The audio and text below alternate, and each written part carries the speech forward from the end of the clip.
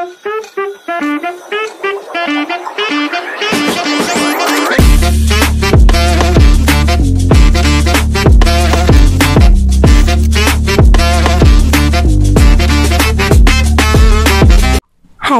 Guys, কেমন আছো তোমরা সবাই? আশা করি তোমরা অনেক বেশি ভালো আছো, আর আমি অনেক বেশি ভালো আছি।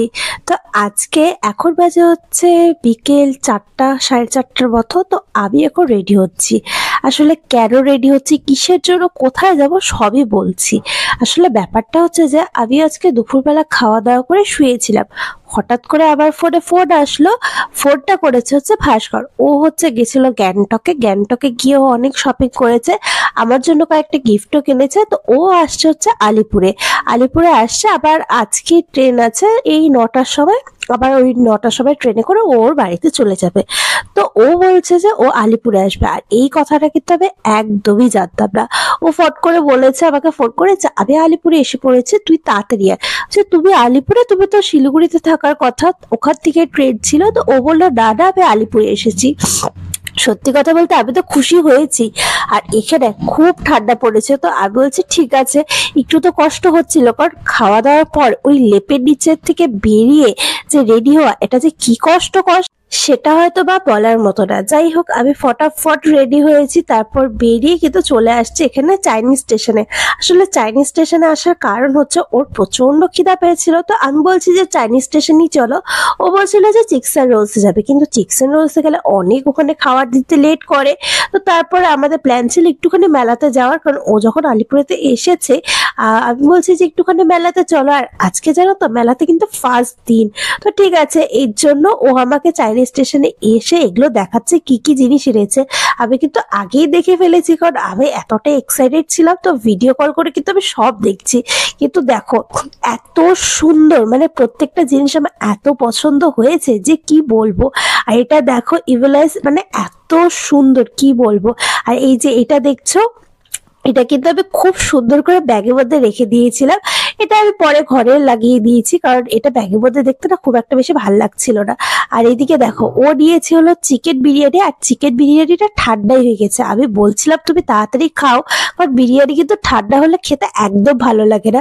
আমিও কিছু খাইনি, কারণ আমি তো বাড়ির থেকে ভাত খেয়ে এসেছি। আর এখন বাজে প্রায় হচ্ছে 5:30, 6টার মতো।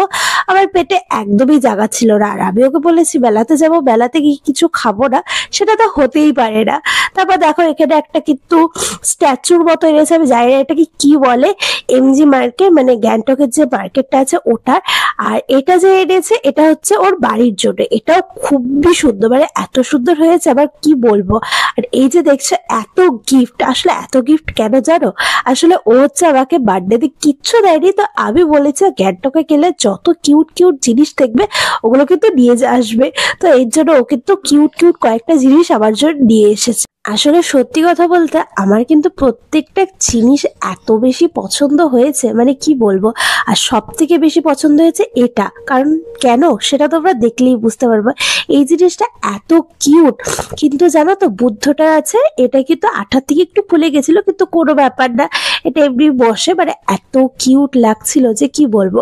আর বারবার ভাস্কর বলছিল যে আমি এখন বুঝে গেছি যে তোর চয়েস কিরকম, তোর সুন্দর বেশি পছন্দ না, তোর হচ্ছে কিউট কিউট জিনিস। আমি বলছি ঠিক আছে, হ্যাঁ এটা তো ঠিকই বলেছো, কারণ আমার না সত্যি কথা বলতে কিউট জিনিস এত বেশি ভালো লাগে যে কি বলবো। তারপর যাই হোক ওখান থেকে বেরিয়ে একদম চলে এসেছে মেলাতে। আর দেখো আজকে যে মেলার ফার্স্ট দিন সেটা কিন্তু দেখেই বোঝা যাচ্ছে, কারণ অনেক লোকজন কম, আর 2-1টা দোকান এখনো অব্দি বসেনি।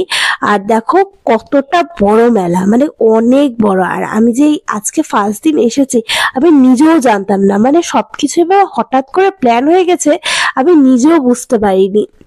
আর এই দেখো আমি যে ব্যাগের মধ্যে এটা ঝুলিয়েছি, আমার না বারবার ভয় হচ্ছিল যদি কেউ নিয়ে যায়, মানে এত সুন্দর জিনিসটা কেউ যদি টান মেরে নিয়ে যায় তখন কি হবে। তো আমি বারবার দেখছিলাম যে এটা আছে তো ঠিক আছে, তো বা একটা কেউ যদি রোজ নিয়ে নেয়।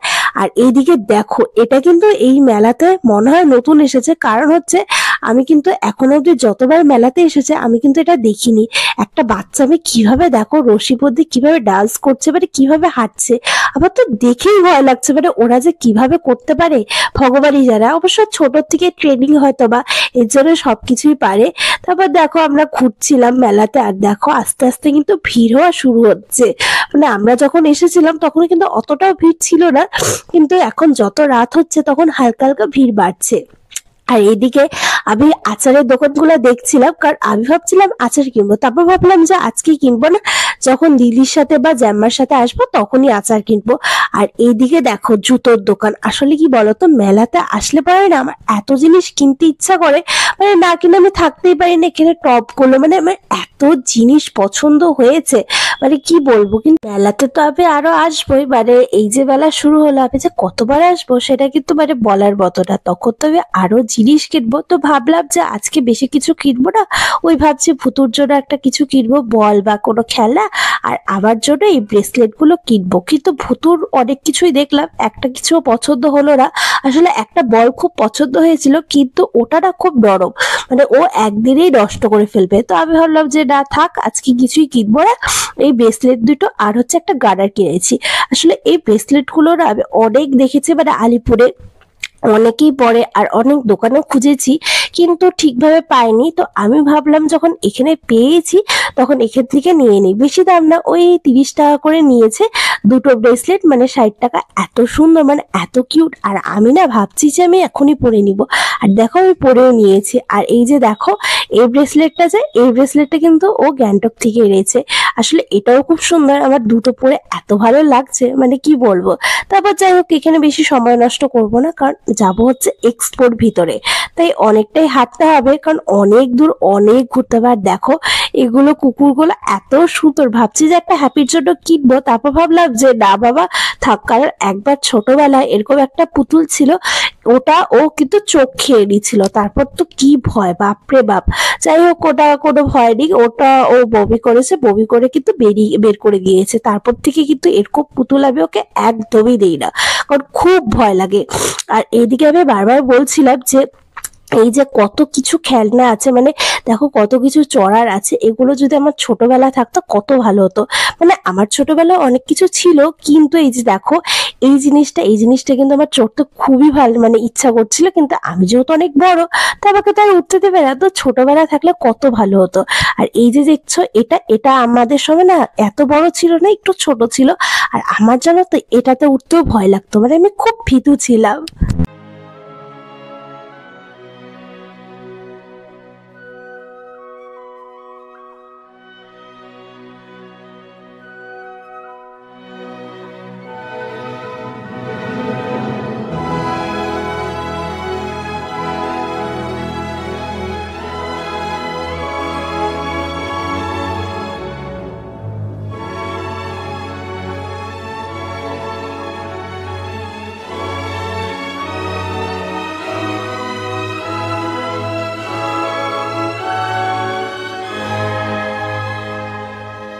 তারপর মেলার থেকে ঘুরে আমরা চলে আসছিলাম কিন্তু এই তন্দুরি চার এখানে। আর এখানে জানো তো প্রথমে আমি একটা ভিডিও নিচ্ছিলাম, তো বলেছে এই তন্দুরি চাটা তো ঠিকভাবে আমি করতে পারিনি, তো আমি আরেকটা নতুন করে করছি, ওটার তুমি ভিডিও নিও। আসলে তন্দুরি চা খেতে কিন্তু আমার খুবই ভালো লাগে।